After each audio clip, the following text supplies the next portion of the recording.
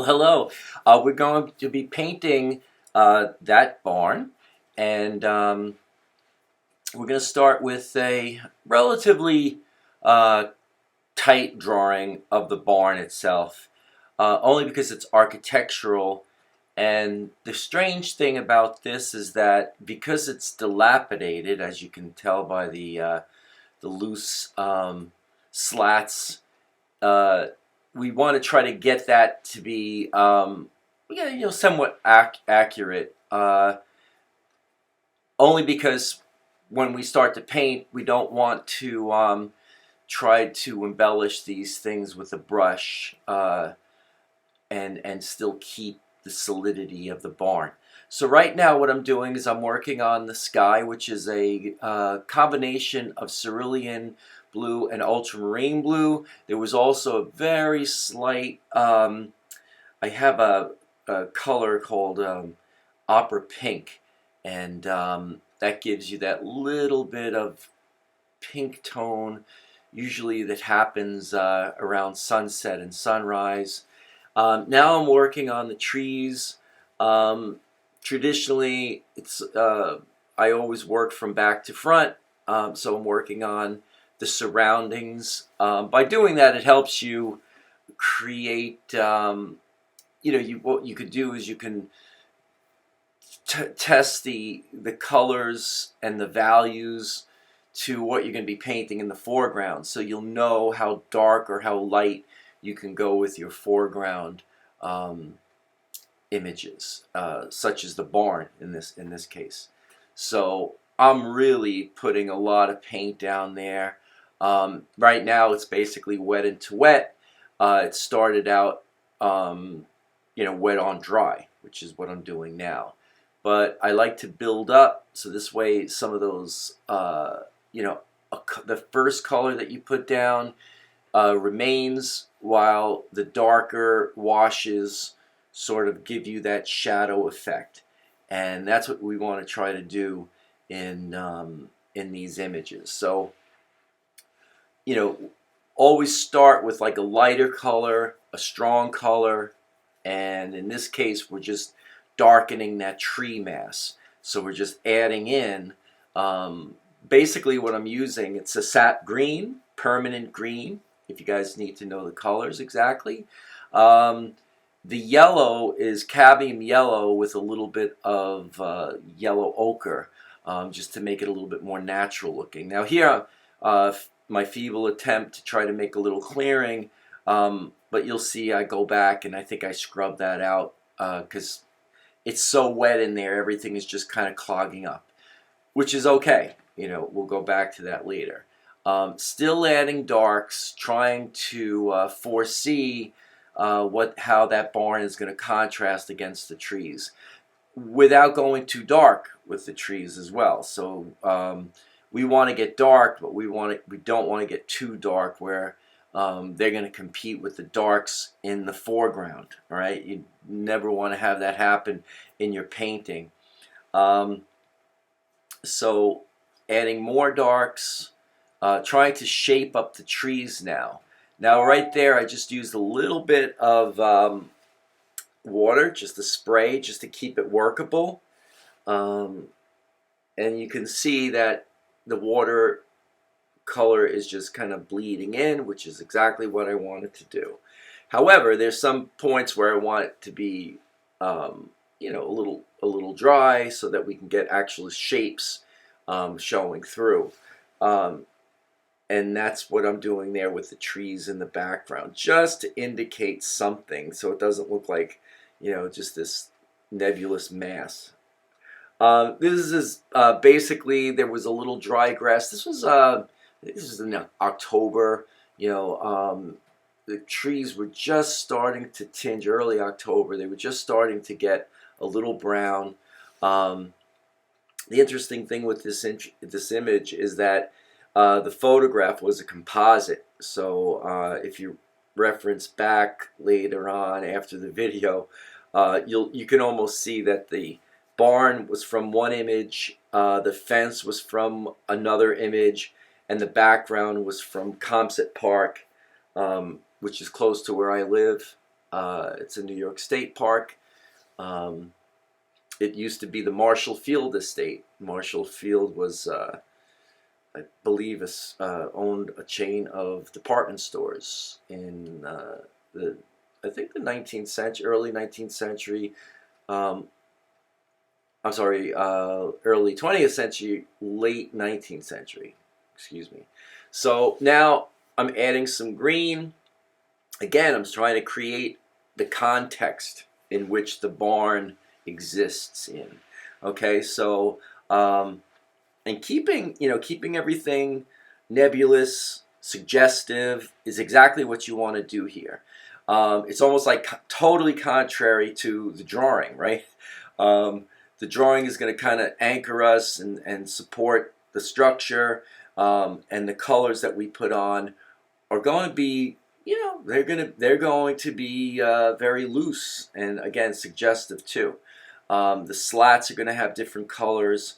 Now here I'm putting in like a little fence. What I noticed too in the photograph that the area in Composite Park had a little sloping hill. I actually took that out by creating that that horizon line, and making it a little straighter. So this is, part of picture making, illustration, whatever you want to call it. Whatever it is, you're trying to create a better, you don't want the barn to look as if it was floating. All right, so now this is the kind of rusted red roof, and you see it actually on the other side. We're going to add some shadowing to this side, which doesn't really show up on the photograph. I'm adding this to kind of anchor, again, to keep the barn from looking like it's floating. We don't want that effect, and that's why there's darks, which you don't see in the photograph, by the way, but are in the painting. And again, that's to help anchor the picture by putting a dark foundation between the grass and the barn itself. Now here I'm adding just more color, shadows, inflections in the wooden slats. This is aged wood, so it's not going to be a wood color. It's going to be more of a grayish blue. So keep that in mind as you're painting, that it's not brown, right? The old wood is going to have a grayish tinge. However, if you want to add a little bit of life and contrast, color contrast, definitely add a little warmth to the painting, or actually I should say warmth to the slats on the barn. Now we're just establishing some darks, and again, here's that's what I'm painting now is actually, since this barn is dilapidated, I don't think there's another side, or at least that door opens up to the other side of the composition, or where the trees are. So that's basically the color of the foliage in the back, or suggesting of the foliage in the back there. So keep that in mind as you're painting, right? You want to try to keep this thing looking as raggedy as possible, and you can see it here by adding those darker embellishments in the doors, in the window, and the big barn door. Don't paint them as one big mass. Try to paint them as you want to break them up. So there was the initial wash, which was the gray that you see in the barn door, and when you go into paint the darks, the deepest recesses, simply go over it, but leave some of the gray come through, because there are, you can actually see some things in the shadows. Now here you see that I'm adding a little bit on the slats, still going back to the darks to just indicate, I'm painting in the reverse. Here's the little embellishment, the dark accents inside. I'm adding more color to the slats. Um, as you can see, they're starting to kind of come together. This painting is not very big. It's on my, I think it's my 12 by 16 Archer's 40-pound cold press. Uh, I really love the texture. It's probably really the only watercolor paper that I use. I just love the way the colors sit on top of the texture, or the textured and coated paper. Okay.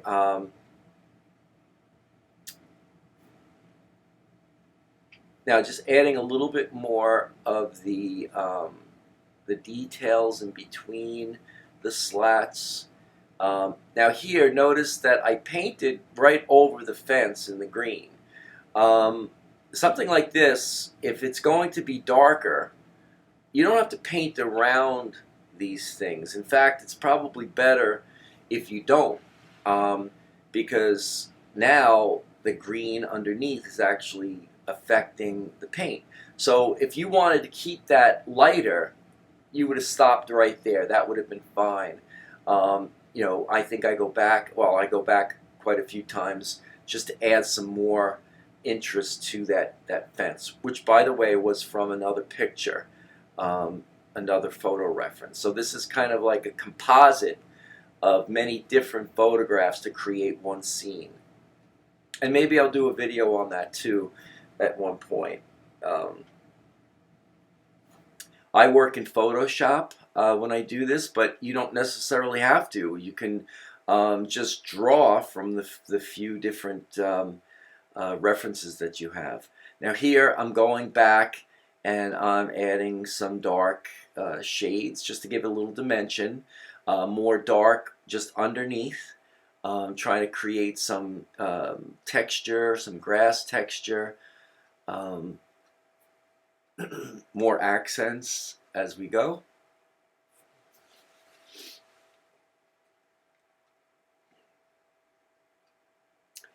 Now I noticed I wanted to give the feeling that there's a little fleeting light, so I gave that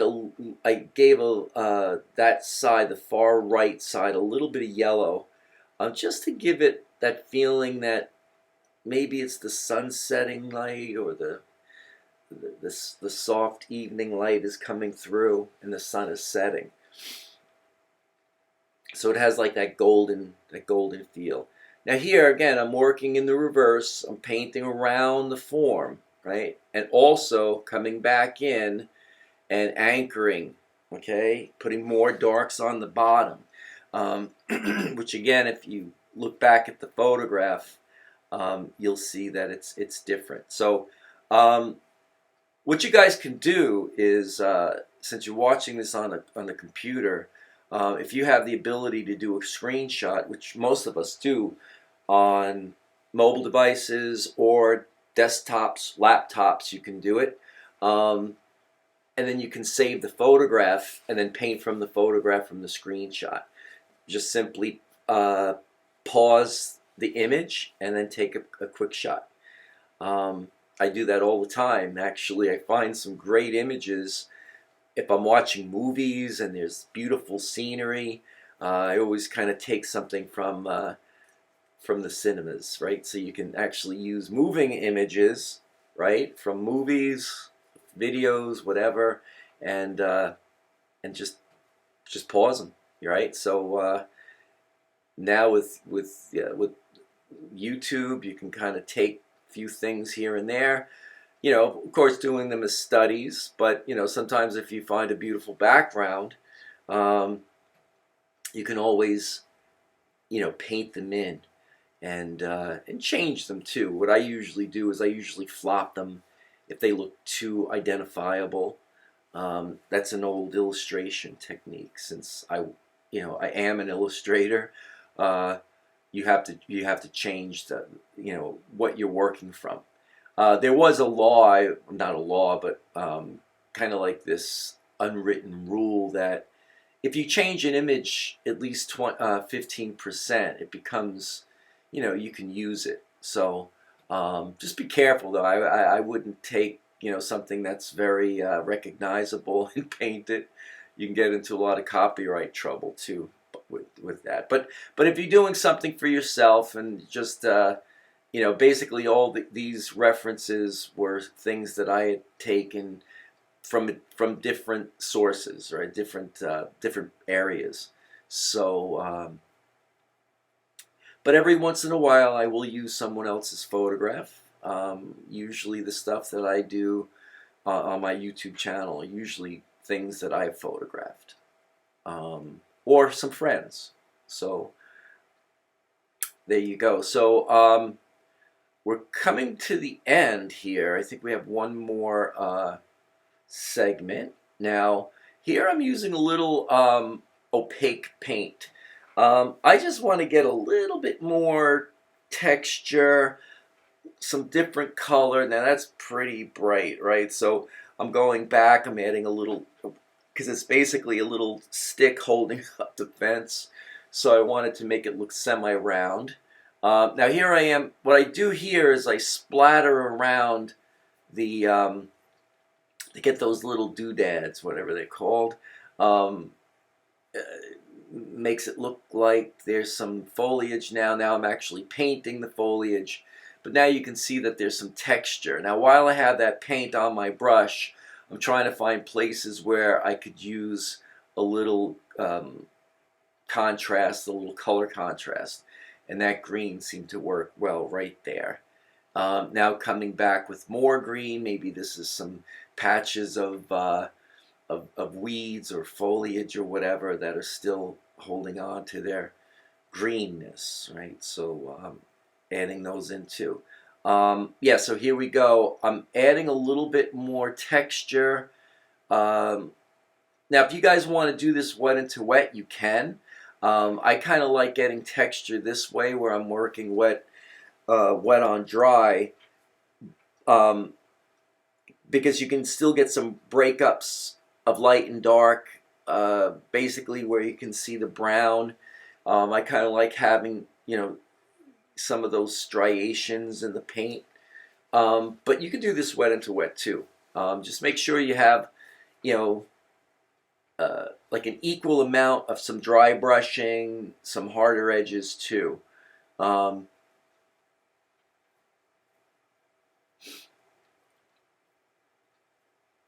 I'm going back in and I'm adding a little bit more detail. Some tree shapes in here. Just suggestions. You don't have to get too literal. Less is more in this situation. And maybe adding a little bit of a fence in there. More trees. Okay, that fence also helps to ground out the background, keeping it on a closer plane to the barn. Okay. So there we go. I'm looking for places where I can add some more darks, again, to anchor that barn.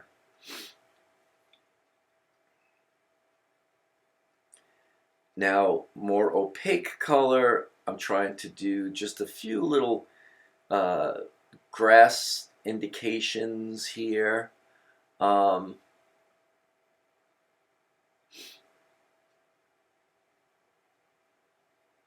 And there you go. I think we're just adding a few little embellishments at the very end. Again, just to add some more dimension, some reality.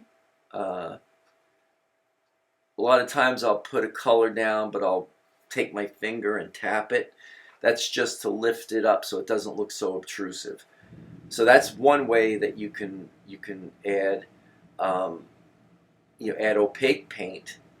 And what happens though, it just seems to dry. It gets absorbed into the previous washes. So there are times you don't even see that there was any, unless I indicate it in these demonstrations. You would not know where the lights are. And here we go. This is the unveiling, the removal of the tape, and that's it. That's the image. Thanks for watching. Have a great day, guys. Bye.